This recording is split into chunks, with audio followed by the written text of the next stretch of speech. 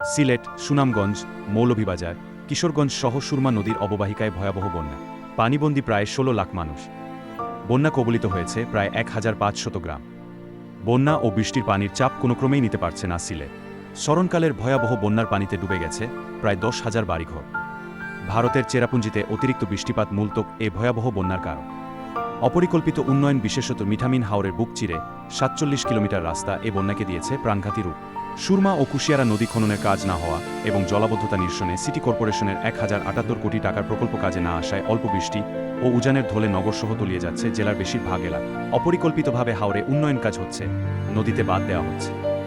এসব বন্ধ করা প্রয়োজন। রাস্তাঘাট তলিয়ে গেছে, কারো কারো ঘরে কোমর থেকে বুক সমান পানি। ডুবেছে ক্ষেতের ফসল, ভেসে গেছে পুকুরের মা, প্লাবিত হয়েছে হাসপাতাল, শিক্ষা প্রতিষ্ঠান। আসুন বন্যা কবলিত এইসব অনাহারী অর্ধাহারী ক্ষতিগ্রস্ত মানুষের পাশে দাঁড়াই। বন্যার মনুষ্যসৃষ্ট কারণের বিরুদ্ধে রুখে দাঁড়াই।